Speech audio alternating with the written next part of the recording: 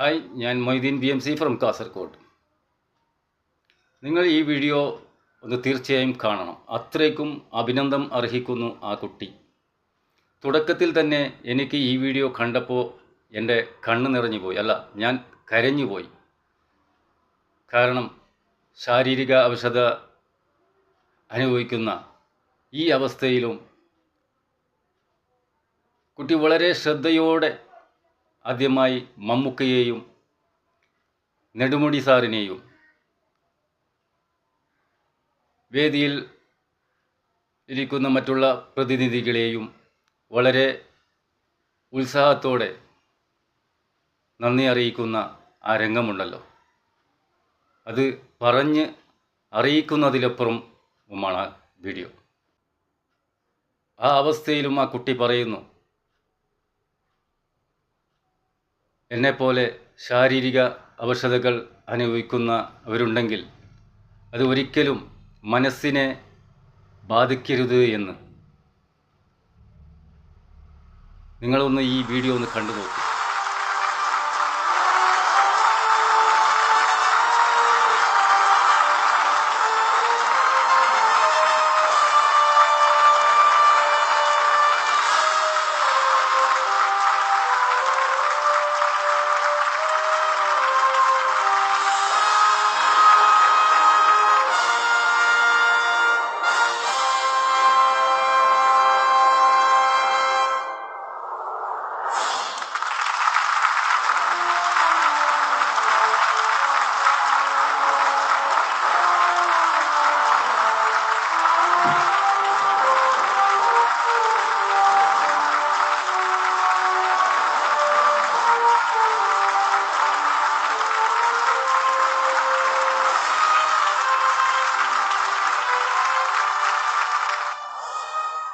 എല്ലാവർക്കും എൻ്റെ നമസ്കാരം.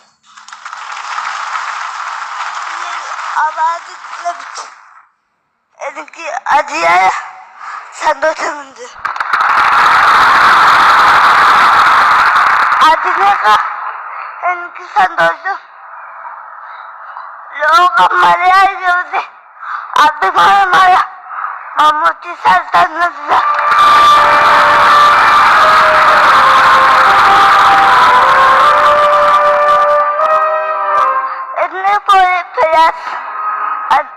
അതിജീവിക്കുന്ന കുട്ടികൾക്ക് നൽകുന്ന ഇത്തരം അവാർഡുകൾ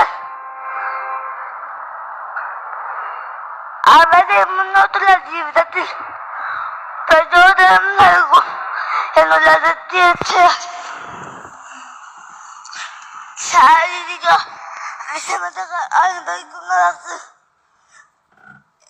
എനിക്ക് പറയാനുള്ളത്, ആ വിഷമതകൾ ഒരിക്കലും മനസ്സിനെ ബാധിക്കരുത് എന്നാണ്.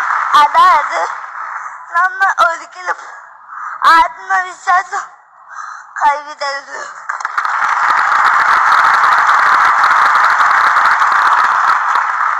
പ്രശസ്ത നോവലിസ്റ്റ് പൗലോ കൊയ്ലോ തന്റെ കൃതിയായ ദ ആൽക്കെമിസ്റ്റ് എന്ന നോവലിൽ പറഞ്ഞതുപോലെ നാം ഏതൊരു കാര്യം അതിയായി ആഗ്രഹിക്കുന്നുവോ ആ കാര്യം നമുക്ക് നേരിട്ടാണെങ്കിൽ ഈ ലോകം മുഴുവൻ നമ്മോടൊപ്പം ഉണ്ടാകും.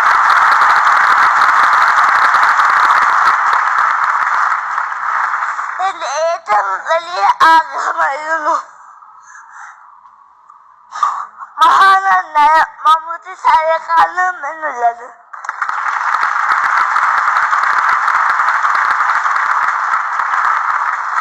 അതുപോലെ തന്നെ പ്രമുഖരായ നെടുമുടി വേണു സാർ, സുധാമ തുടങ്ങിയ വ്യക്തിത്വങ്ങളെ കാണാനും അവരുമായി സംസാരിക്കാനും കഴിഞ്ഞു.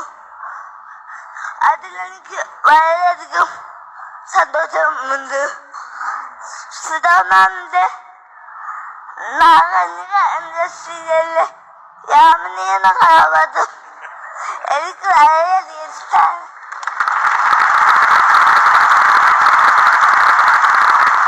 പിന്നെ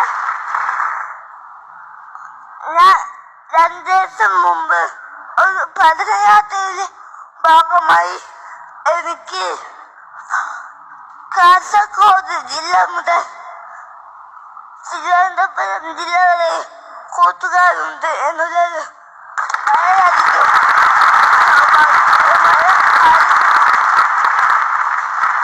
മമ്മൂട്ടി സാറുമൊത്തുള്ള ഈ സായാഹ്നം എൻ്റെ ജീവിതത്തിലെ ഒരിക്കലും മറക്കാത്ത അനുഭവമാണ്.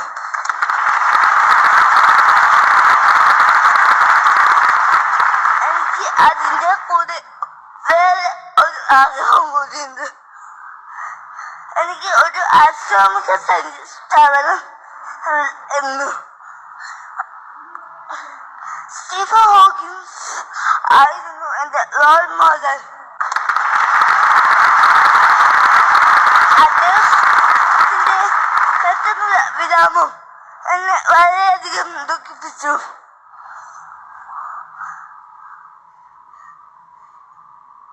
മമ്മൂട്ടി സാറിനും കയർ ടിവിയിലെ എല്ലാ ഭാരവാഹികൾക്കും ഫിനിക്സ് അവാർഡിന്റെ എല്ലാ സംഘാടകർക്കും ഞാൻ നന്ദി പറയുന്നു.